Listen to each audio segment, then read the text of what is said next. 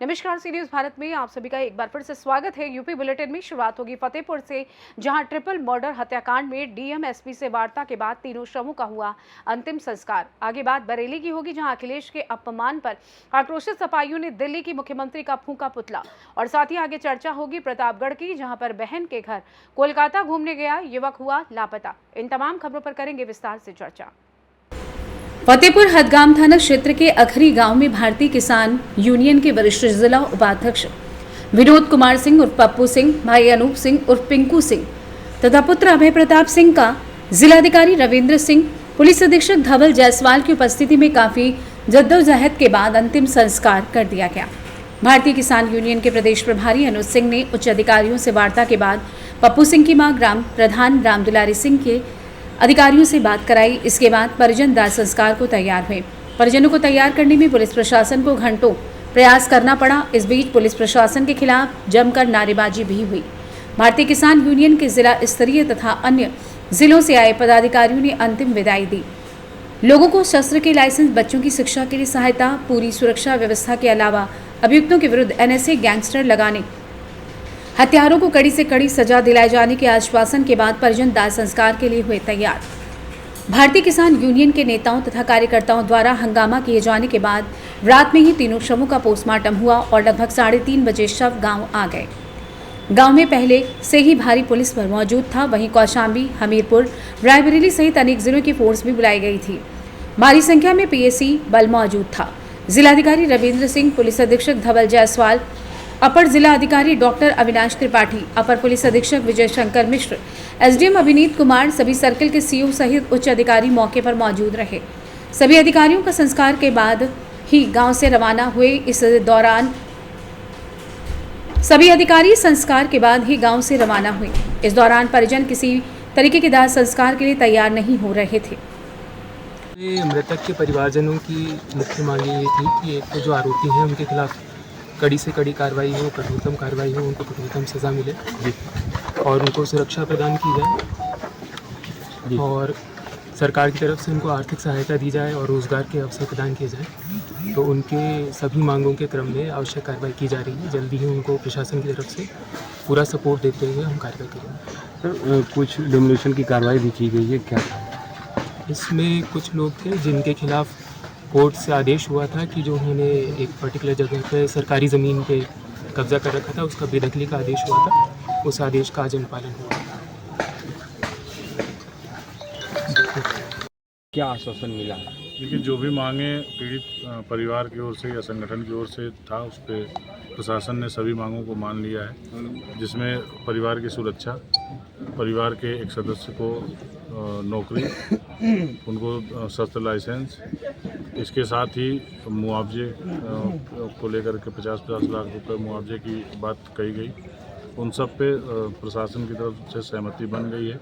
इसके साथ ही एक जो महत्वपूर्ण बिंदु इसमें यह है कि जो हत्याकांड हुआ है पप्पू सिंह, उनके बेटे का और उनके भाई का, इसकी जांच एसआईटी करेगी और एसआईटी ही रिपोर्ट लगाएगी। तो उससे परिवार को भविष्य में न्याय मिलने की उम्मीद ज़्यादा है, क्योंकि एसआईटी मजबूती से अपना काम करेगी।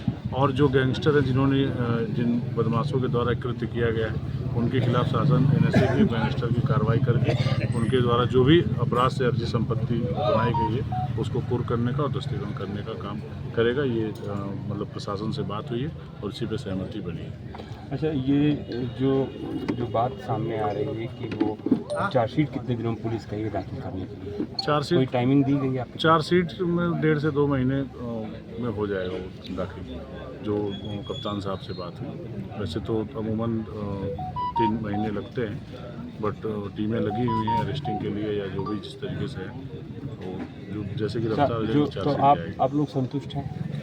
फतेहपुर से सी न्यूज़ संवाददाता नाजिया परवीन की रिपोर्ट।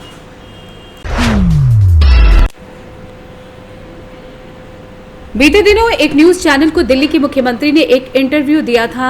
उनके द्वारा विपक्षी नेताओं तथा सपा के राष्ट्रीय अध्यक्ष एवं पूर्व मुख्यमंत्री अखिलेश यादव के लिए भी दिल्ली की मुख्यमंत्री रेखा गुप्ता द्वारा अभद्र टिप्पणी की गई थी।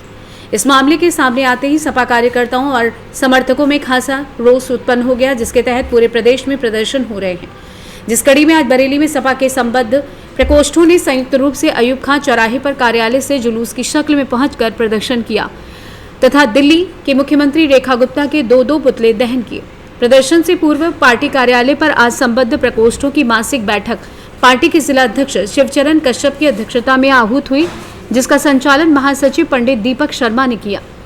बैठक में प्रकोष्ठों के उपस्थित अध्यक्षों ने सामूहिक रूप से प्रदर्शन कर विरोध का निर्णय लिया, जिसके जिला अध्यक्ष शिवचरण कश्यप ने सभी को अनुशासन में रहकर लोकतांत्रिक तरीके से प्रदर्शन की ताकीद की, जहां पुलिस द्वारा उन्हें रोकने और पुतला छीनने का असफल प्रयास भी किया गया। इस छीना झपटी में पुलिस महिला पदाधिकारियों से पुतला छुड़ाने का प्रयास कर रही थी तो पीछे के रास्ते यूथ ब्रिगेड छात्र सभा के कार्यकर्ता पीछे के रास्ते अयूब खान चौराहे पहुंच गए। वहां उनके द्वारा पुतला दहन किया गया। प्रदर्शन के दौरान सभी अध्यक्षों ने दिल्ली के मुख्यमंत्री द्वारा की गई टिप्पणी की जमकर निंदा की।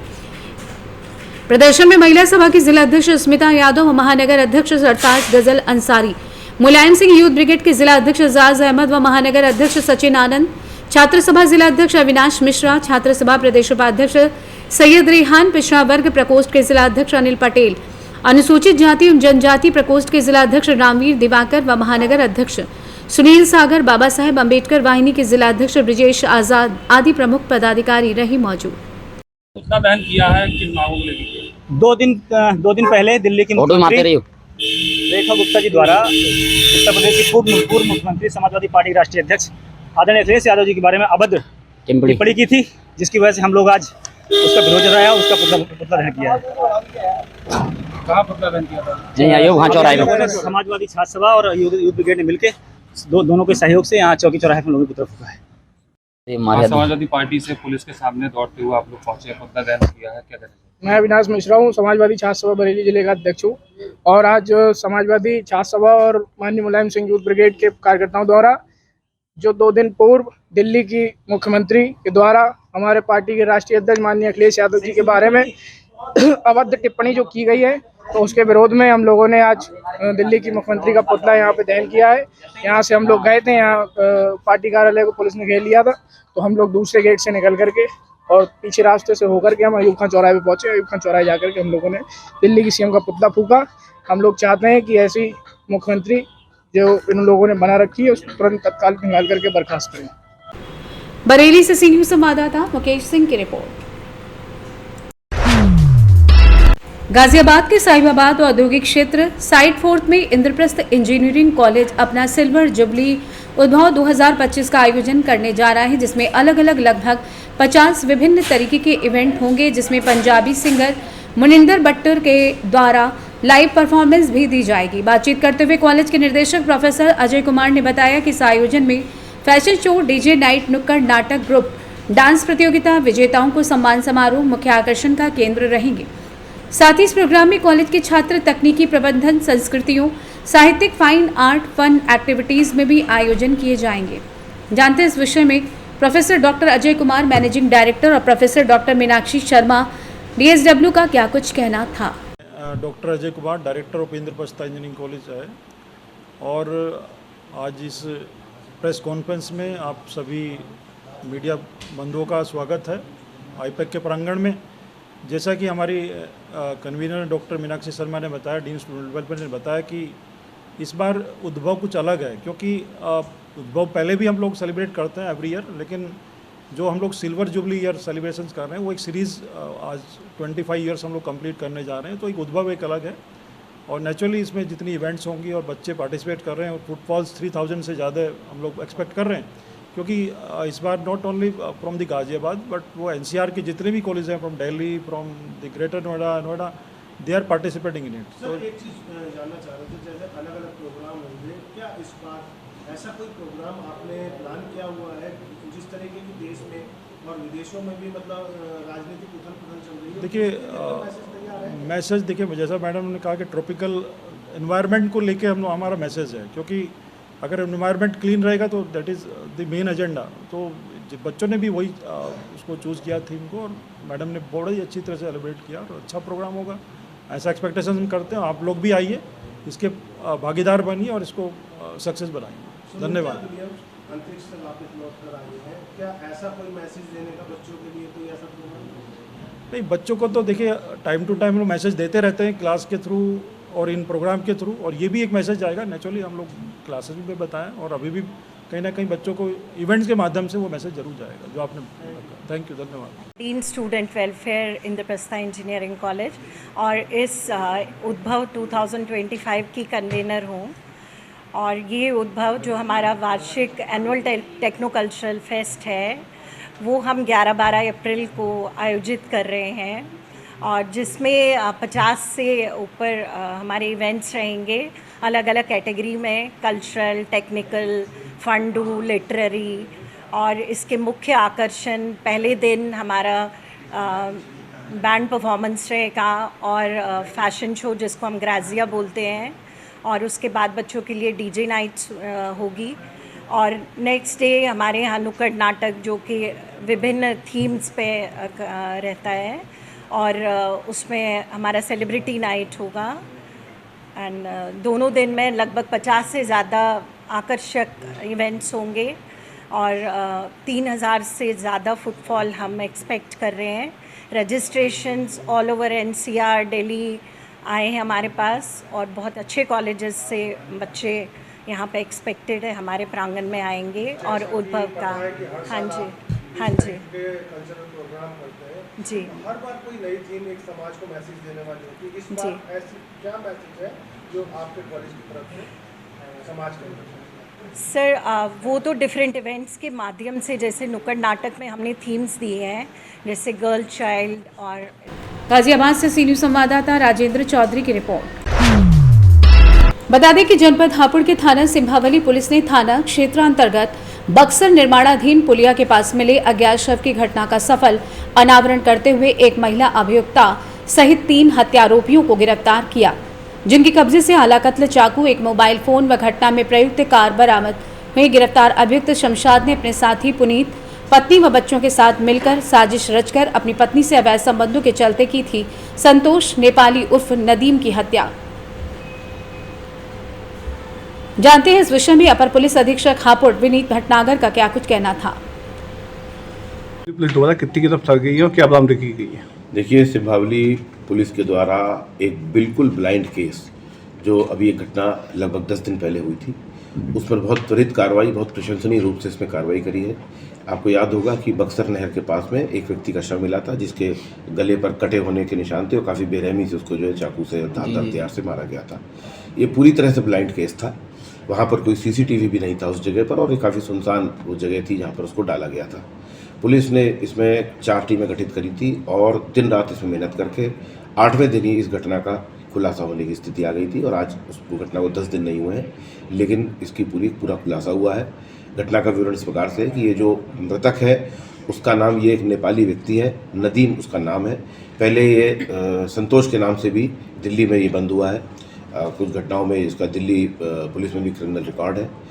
ये और ये जो दूसरा परिवार है जिनके द्वारा घटना घटित करी गई है, लोग साथ साथ इनकी मित्रता भी थी, साथ में नशा करते थे, दिल्ली में रहते थे और उसी में इनके बीच में विवाद की स्थिति उत्पन्न हुई।